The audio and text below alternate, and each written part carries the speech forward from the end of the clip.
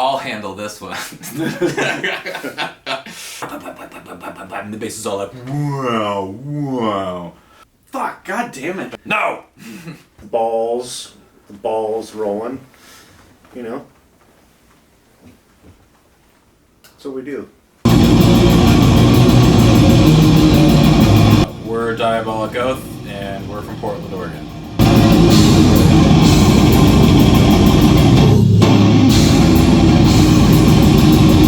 We were trying to come up with a band name.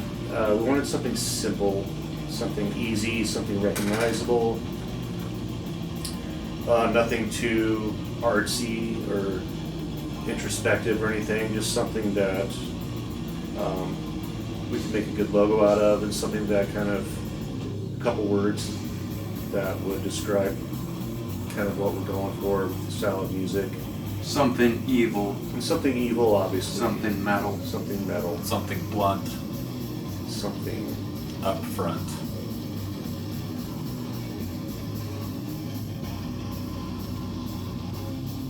So, Icerolatria is a cult of filth, a worship of the profane. We wanted basically that whole release to be a complete package. It's a Greek word. And in doing that was part of the songwriting, that was part of the lyrics, that was part of the production. We really wanted it to be dark and nasty, but also somewhat exalted, in order to kind of capture the essence of that word. It was a pursuit, again, to make something holistic and complete. And also experiment outside of Profane Death Exodus, our first record, which had a very definitive North Star. We wanted to pivot from that into other sonic realms, and I think we did pretty good with that. And moving forward, we're also trying to take what was a part of Icerolatria and expand on that as well.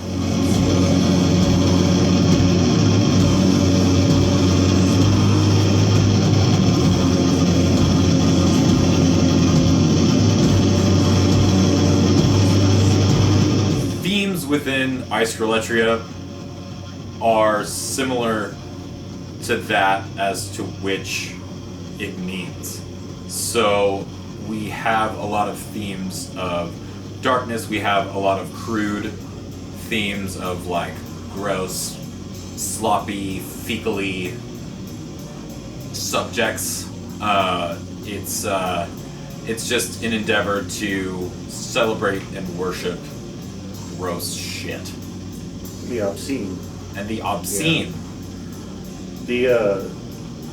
The song titles, the lyrics, the artwork, the whole entire package kind of came together. Once we had the word that we were going to use for the album title, that was the guide. It was the guide, and it set everything in motion. So everything was kind of written with that in mind, intentionally. So yeah, it was a very intentional release.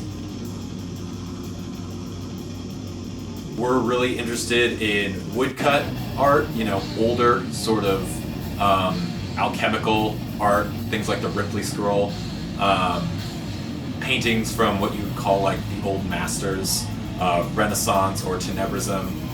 So in trying to combine all this, we worked with Connie Wang from Icon Artistry here in Portland to sort of develop something that looked, trying to blend all those aesthetics, and using we're trying to twist a lot of different mythological images and occurrences sort of into that. And our EPs, again, being experimental, we didn't want something that looked like our other record cover.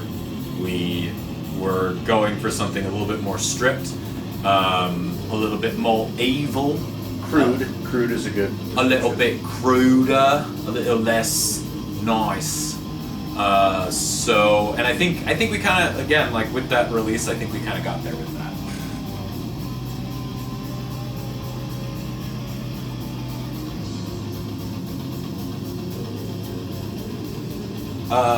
When it comes to the occult, it literally meaning hidden, it uses a lot of images and icons as a metaphor for other things.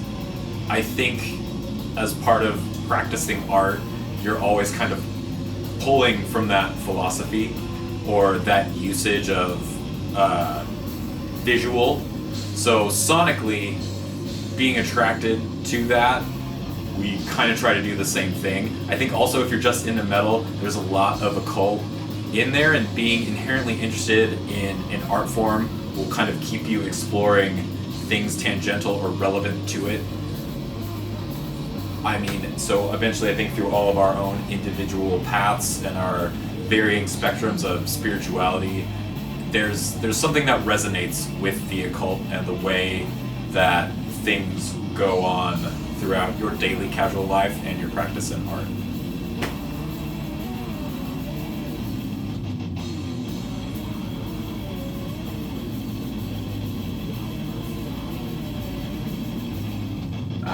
When I started talking to Mattia from Sentient Ruin, I think he was a little skeptical because, he hadn't heard us before, he hadn't seen us. It was just a word of mouth It was at this point. all word of mouth. In the early days.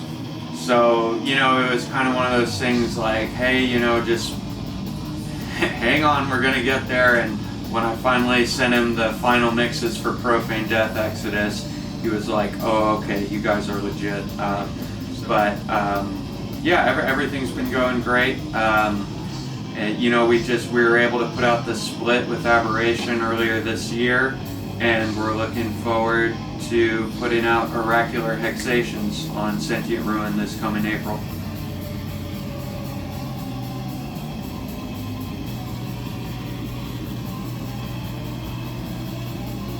I mean, for me, I grew up kind of skateboarding and snowboarding, and so with that culture, punk rock was pretty relevant. So it just kind of escalated from there, from punk rock into crossover and thrash and hardcore music in general, and then from Slayer then into the Earache, Roadrunner stuff. And then just from there, and then from there, discovering black metal a little bit later in the 90s, which I always, when I first heard it, was like punk death metal. So that was cool. And it's just been a natural progression. A lot of, the story of a lot of us, how it evolves. Starting with just like a lot of music around in the house was really like rock based. I took to Kiss really early, and when you kind of start going down that path and you're curious and hungry for it, you start finding more and more and more. And while the internet was like very young, so was I, the accessibility of music became, I was also fortunate to live near Rasputin Records. They had like a massive metal used section, so kind of just going off of album covers there. It was. It just seemed like there was so much accessible, and I was thirsty for it. So using different outlets, I sort of figured out what my tastes were, and kind of haven't stopped.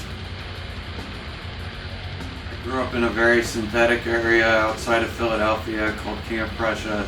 No metal scene whatsoever, and kind of, in a little bit of a bubble there. So I was looking to really escape where I was, and one day I found like a death metal compilation at Sam Goody that had Deicide, Morbid Angel, Cynic, Death, Malevolent Creation, Sepultura, etc. And I also found the 25th anniversary of Slayer box set. So those two items together really catapulted me, unlocked the gateway into death metal.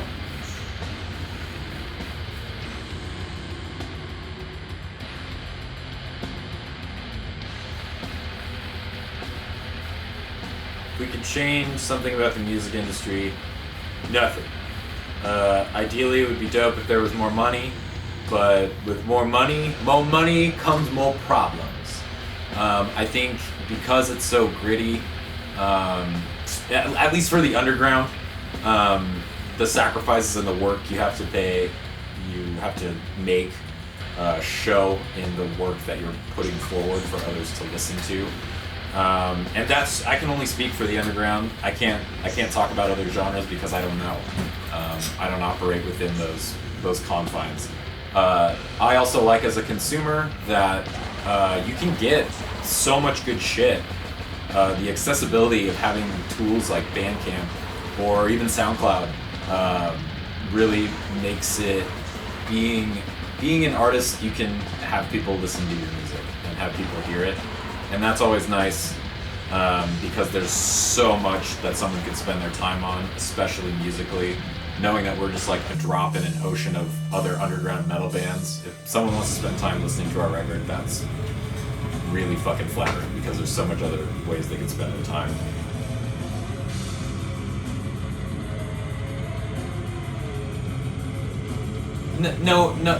No real epic fails. Just your basic stick drop, pick drop, power goes out.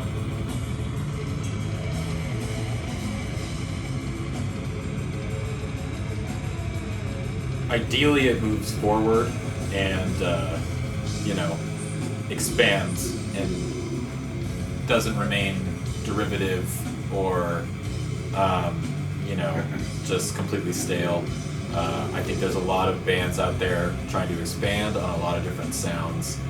And I think as long as music is a genre, that's what we're going to do with it. There will always be, what was and people wanting to do what that is, and then there will be people taking what was and trying to evolve it. It'll be healthy. It'll be good.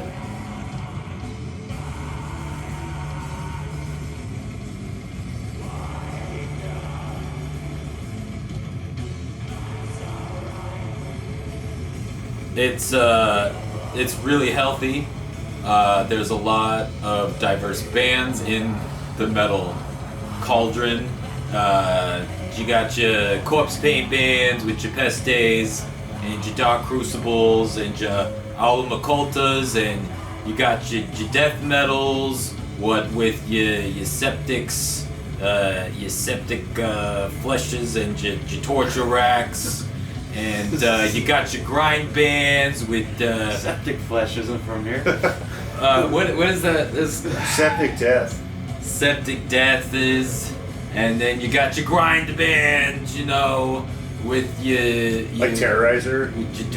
You got your national touring bands, with your Ruadases and your Bewitchers, and you got your doom bands with those Bedlamites and your other your not cadavers, your Cavassias and your, a lot of beards and a lot of flannels. and you got your everything in between, and there's a lot of options. A lot of options, and a lot of boys and girls making a lot of cool tunes inside and outside of the metal genre.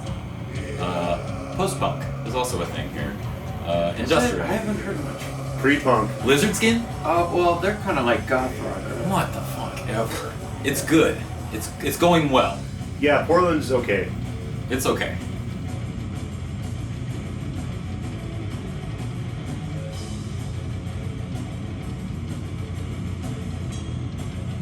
Vehemence, God was created.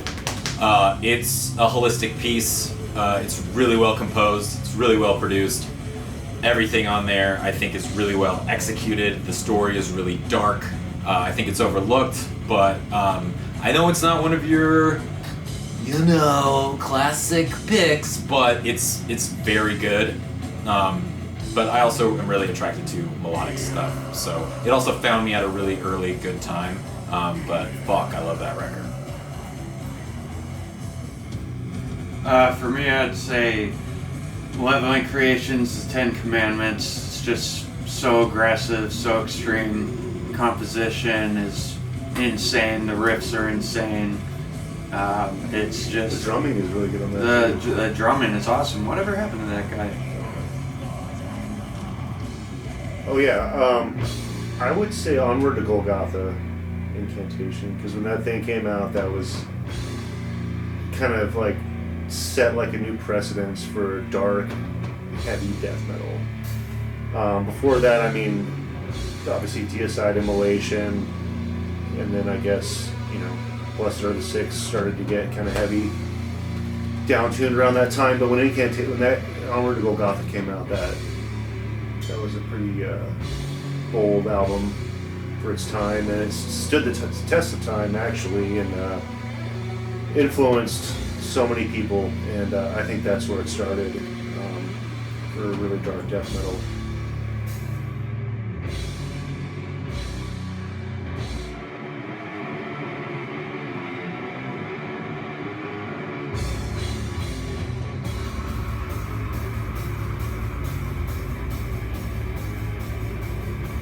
Plans for the future: make records, More bones, write records, more candles.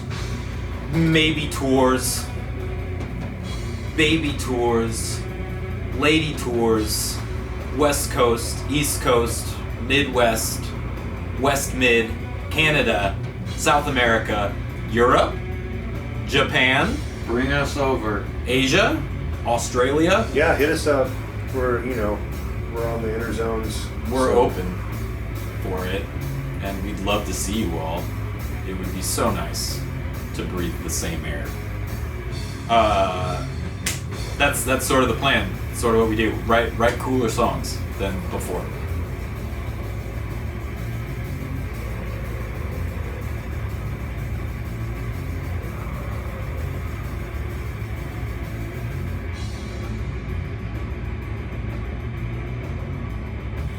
Keep supporting the underground. Stay hungry. Help keep the balls rolling. That's what we do. That's what we'd like to see you do.